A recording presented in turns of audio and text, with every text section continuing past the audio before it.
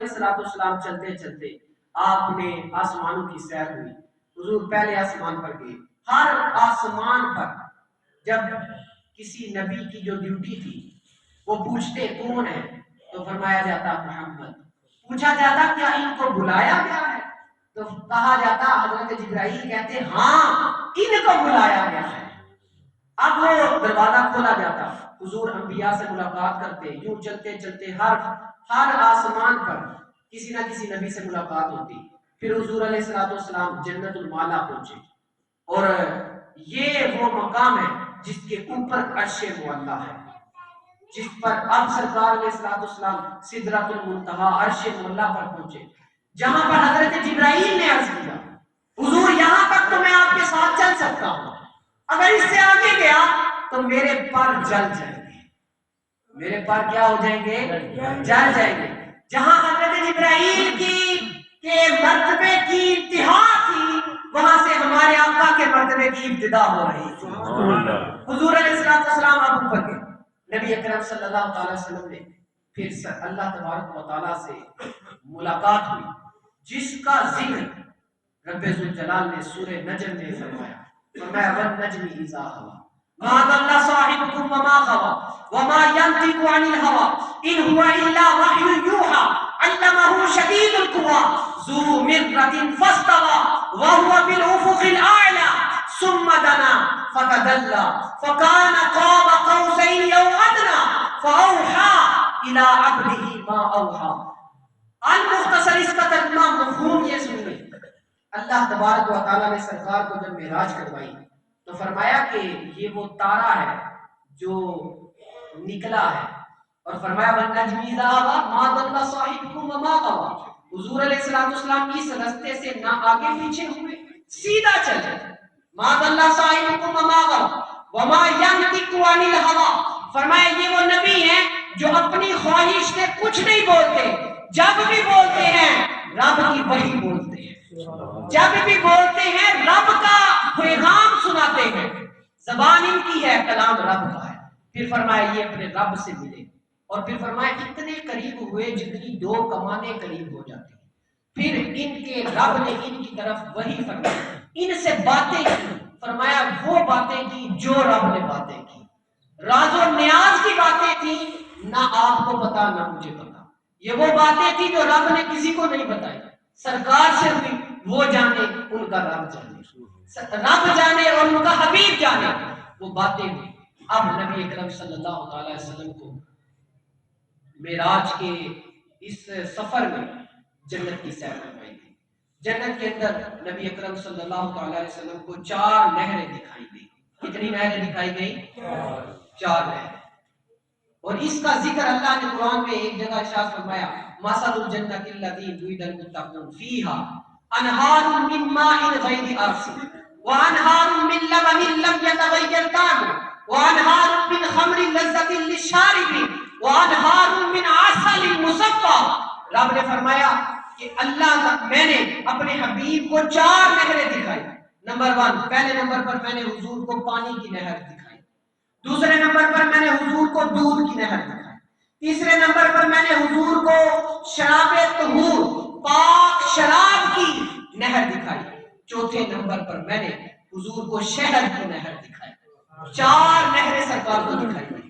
اور پھر ایک نہر کے کنارے حضور علیہ السلام نے دیکھا کہ گنبد سے بنے ہوئے. حضور نے پوچھا جبرائیل یہ کیا ہے؟ حضور کو بتایا گیا کہ یہ حوض کوثر ہے جس سے آپ جام بھر بھر کر اپنے غلاموں کو پلائیں گے, جن سے ہم جام پیئیں گے. پھر یہ سرکار کو دکھایا گیا. اس کے بعد حضور علیہ السلام کو 3 اور چیزیں دکھائی گئی. ایک حضرت بلال رضی اللہ تعالیٰ عنہ کی قدموں کی آواز سرکار نے جنت میں سنی. سبحان اللہ.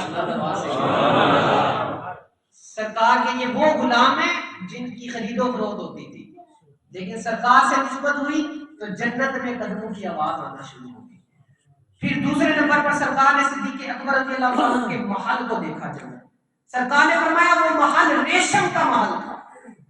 تیسرے نمبر پر سرکار علیہ السلام نے حضرت عمر کے محل کو جنت میں دیکھا. یہ 3 چیزیں سرکار نے جنت میں دیکھی. پھر حضور علیہ السلام کو جنت میں رہتے ہوئے جہنم دکھائی گئی، دوزخ کا مشاہدہ کروایا گیا. وہاں پر جو 3 چیزیں سرکار نے دیکھی، اور یہ ہماری نصیحت کے لیے ضروری ہے. سرکار نے پہلے نمبر پر ان لوگوں کو دیکھا کہ جو لوگ سود کھاتے تھے. سرکار نے دیکھا کہ ان کے پیٹ کے اندر سانپ ہے، تو سانپوں کی وجہ سے ان کا پیٹ یوں کھلا ہوا ہے، مطلب اس طرح اتنا موٹا ہو گیا ہوا ہے، پھول گیا ہوا ہے کہ اس سے سانپ باہر سے نظر آ رہی ہے. فرمایا یہ وہ لوگ ہیں کہ جو دنیا میں سود کھایا کرتے تھے. کتنی بڑی ایک لعنت اور عذاب کا سبب ہے. اس لیے سود سے اپنے آپ کو دور رکھنا چاہیے. دنیا کے اندر تو بندہ چاہے اس سے پتہ نہیں کیا کچھ کر لے، لیکن یہ جہنم کا جو مشاہدہ سرکار نے فرمایا معراج کی بات. پھر سرکار نے دیکھا کہ نماز جن لوگوں پر بوجھ ہے، جو لوگ نماز کو بوجھ سمجھتے ہیں، مشکل سمجھتے ہیں، پریشانی. یہ آخری بات، اس کے بعد گفتگو مکمل ہو جائے گی. فرمایا کہ جن پر نماز بوجھ ہے ان کے بارے میں سرکار نے یہ دیکھا کہ ان کو ان کے سر کو مارا جاتا ہے، کچلا جاتا ہے. جب ان کا سر کچل جاتا، بعد میں چھوڑا جاتا، وہ دوبارہ سر سیدھا ہو جاتا. اب پھر کچلا جاتا، پھر وہ دبا لیا جاتا، پھر وہ کھلتا، پھر کچلا جاتا. فرمایا یہ عذاب ان پر ہوتا رہتا ہے، اور یہ جب تک آگے حساب کتاب ہونا تھا تب تک اس پر یہ عذاب ہے. جو بندہ نماز کو بوجھ سمجھے گا، جہنم کے اندر اس کے سر کو کچلا جائے گا. یہ عذاب ہے اس شخص کے لیے جو بندہ نماز کو بوجھ سمجھتا ہے. تیسرے نمبر پر سرکار صلی اللہ تعالی وسلم نے دیکھا جو لوگ لوگوں کو تانا دیتے ہیں، لام تان کرتے ہیں اور پھر غیبت کرتے ہیں. تانے دینا، غیبت کرنا، یہ ہمارے معاشرے کا وتیرہ بن چکا ہے. ہر بندہ دوسرے بندے کو تانے دیتا ہے، خواہ اس کا تعلق برادری سے ہو، خواہ اس کا تعلق سیاسی جماعت سے ہو، خواہ اس کا تعلق دنیاوی کسی معاملے سے ہو. تانے نہیں دینے چاہیے. ہم سب مسلمان ہیں، چاہے کوئی بھی معاملہ ہو. جیسے یہ ابھی الیکشن کا معاملہ ہوا، اب ایک پارٹی والا بندہ دوسری پارٹی کو تانے دے گا، دوسری والا تیسری کو دے گا، تیسری والا چوتھی کو دے گا. یوں ایک معاملہ. ہم سب مسلمان ہیں، ہم سب نے کلمہ حضور کا پڑھا ہے، ایسے ہی ہے. اب یہ معاملات اپنی جگہ دنیاوی معاملات ہیں. سرکار نے فرمایا کہ لان تان جس نے کیا اور جس نے کسی کی غیبت کی، کسی کی پیٹھ پیچھے اس کی برائی کی، سرکار نے فرمایا کہ قیامت والے دن سرکار نے وہ جہنم میں یہ مشاہدہ کیا، دیکھا کہ اللہ تعالیٰ نے ان لوگوں کو ان کی چھاتیوں سے لٹکایا ہوا ہے جہنم میں. یہ وہ لوگ لٹکے ہوئے تھے، الٹے لٹکے ہوئے تھے، چھاتیوں سے لٹکایا گیا تھا. تو فرمایا یہ ان لوگوں کا انجام ہے، سزا ہے جو لوگ دوسروں کو تانا دیں اور جو لوگ غیبت کریں.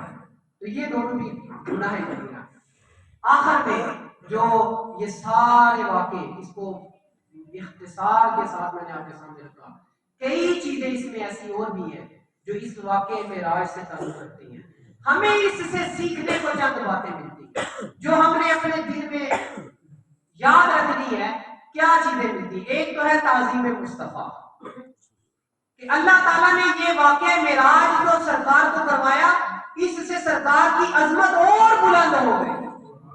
حضور بڑے رتبے والے ہیں، بڑے مقام والے ہیں، سرکار کا مرتبہ بڑا بلند ہے. ایک تو یہ. دوسری بات یہ اس سے سیکھنے کو ملتی ہے کہ نبی اکرم صلی اللہ تعالی وسلم کو اس رات جو تحفہ ملا وہ نماز کا تحفہ ملا. تو نیت کریں کہ ہم لوگ نماز کی پابندی شروع کر دیں گے. اگر آج تک نہیں تو نیت کریں اس واقعے معراج سے یہ ہمیں سیکھنے کو ملتا ہے کہ اللہ نے اگر حضور کو تحفہ دیا تو وہ نماز کا تحفہ تھا. کتنی اس کا مرتبہ رب کی نظر میں بھی ہے، سرکار کی نظر میں بھی.